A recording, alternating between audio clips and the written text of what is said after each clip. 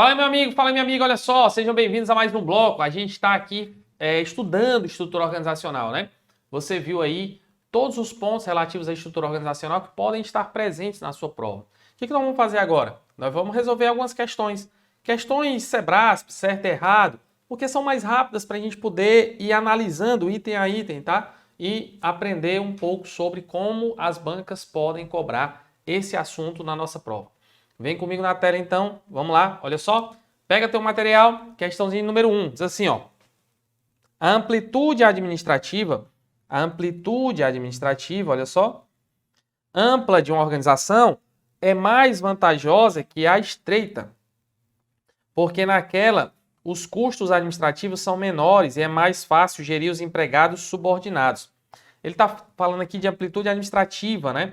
Na administração, a gente observa que a amplitude de controle, ela é menor em estrutura mais vertical, então ela tem uma menor amplitude de controle, e na estrutura horizontal, ela tem uma maior amplitude de controle, ó.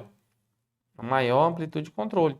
Então ele diz, a amplitude administrativa ampla de uma organização é mais vantajosa que a estreita, porque naquela, ou seja, na ampla,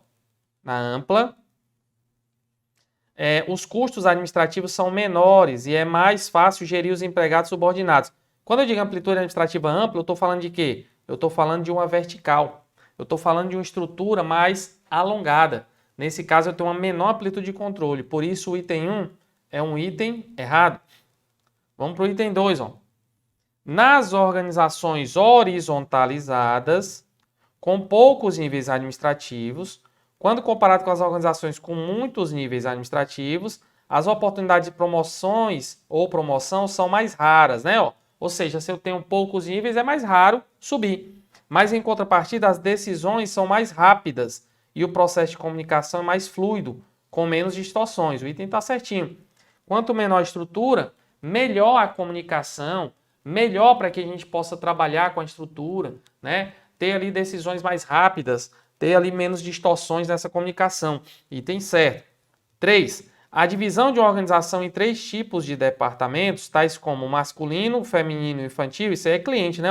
Constitui exemplo de departamentalização por produto ou serviço, não, por cliente. Item 3 é um item errado. Vamos para o 4, vamos lá. Item 4 chegando, diz assim, ó.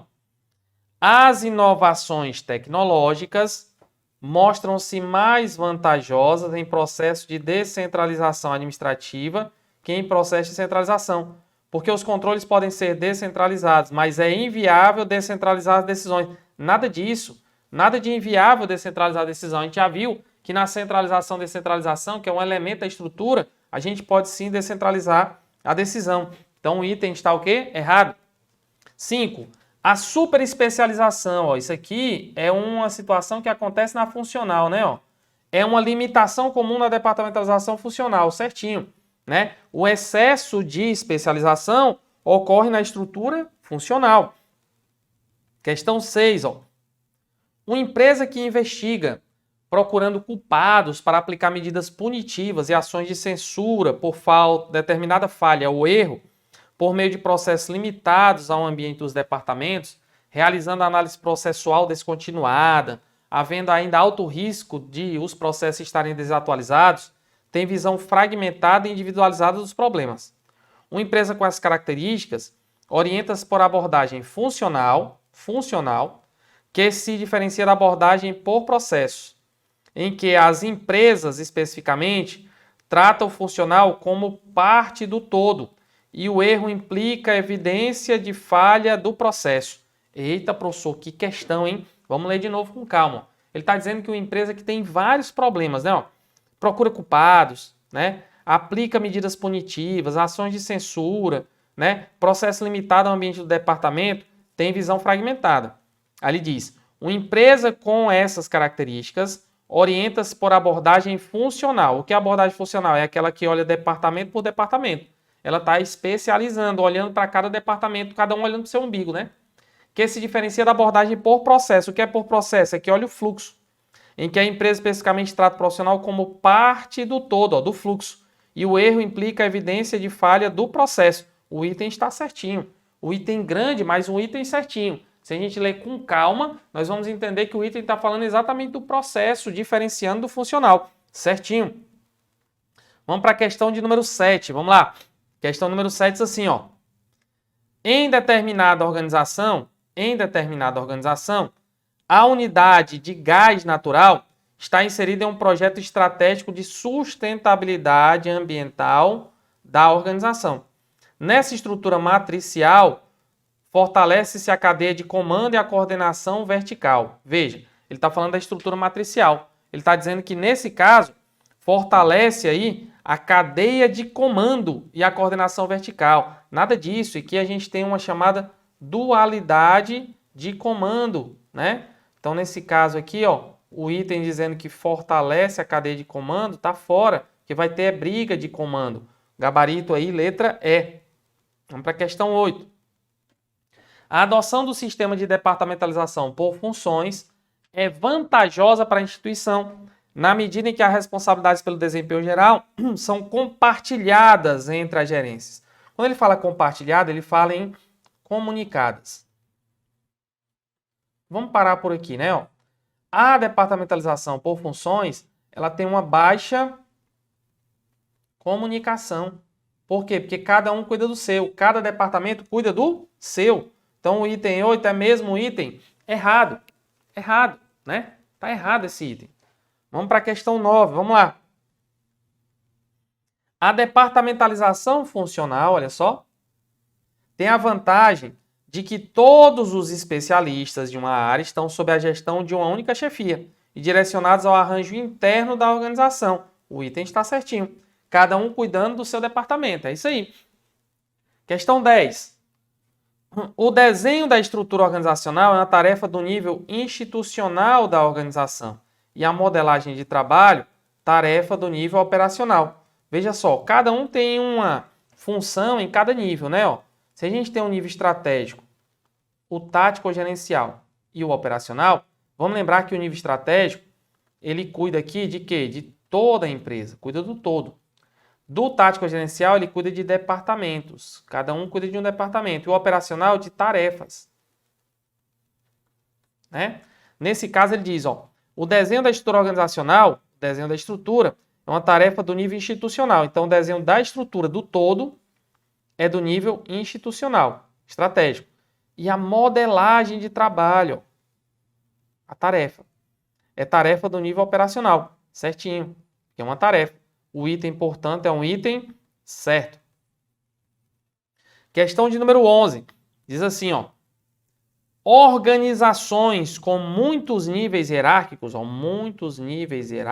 né, são conhecidos por ter organogramas achatados. Não, nada disso. Se eu tenho muitos níveis hierárquicos, eu tenho uma estrutura mais alongada. Eu não tenho uma estrutura mais achatada. Eu tenho uma estrutura assim, ó.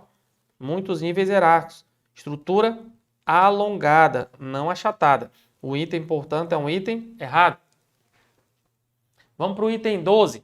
O item 12 chega e diz assim, ó. A estrutura organizacional é definida no nível institucional. O que é institucional? É o estratégico, né? Enquanto a departamentalização, departamento, ocorre no nível intermediário. Departamento no nível intermediário, certinho. 13. Em organizações com alto nível de centralização, são tomadas decisões top-down. Eita, professor, fiquei na dúvida, o que é isso? O que é decisão top-down? Seguinte, ó, quando a gente tem uma lógica de uma estrutura como essa, e a decisão é tomada para cá, ó, olha só, a decisão é tomada nesse sentido, significa dizer que quem está tomando a decisão é quem está lá em cima. A decisão vem de cima para baixo. Então, se essa decisão vem de cima para baixo, é uma decisão descendente. Conhecida também como decisão top-down. Né? Então, decisão descendente é decisão top-down. É a decisão que, se eu centralizo, eu estou lá em cima, olha só, é tomada de cima para baixo. Se as decisões, por sua vez, são tomadas ao contrário, se elas são tomadas assim, imagina que você tem uma estrutura como essa, Vou colocar no cantinho aqui, ó, né? Se você tem uma decisão em que você deixa com que as pessoas lá embaixo tomem a decisão e a decisão é repassada para cima, a gente tem uma decisão ascendente. Então, essa decisão é uma decisão ascendente. Portanto, é uma decisão do tipo bottom-up. Então, grave aí essas informações. De cima para baixo é descendente top-down, de baixo para cima é ascendente, é bottom-up. Então, o item 13 é um item certinho, tá? Certinho. Vamos para a questão 14, para finalizar essa leva de questões. A estrutura de uma organização em que se adota uma amplitude de controle extensa, ou seja, uma alta amplitude de controle. Uma alta amplitude de controle. Deixa eu colocar aqui abaixo, ó. Uma alta amplitude de controle. É caracterizada por elevado número de subordinados, sendo achatado o formato de seu organograma. Sim, você tem vários subordinados, mas é achatado, ó. Né? Você tem uma alta amplitude de controle porque é achatado, mas você tem vários subordinados aqui, ó. O item está certinho porque ele está falando de uma estrutura achatada. É isso mesmo. Gabarito está correto. Beleza? Show de bola. Bom, com essas questões, nós vamos então finalizando essa parte aqui de estrutura organizacional. Nos vemos no próximo momento. Forte abraço, bons estudos e até lá. Valeu!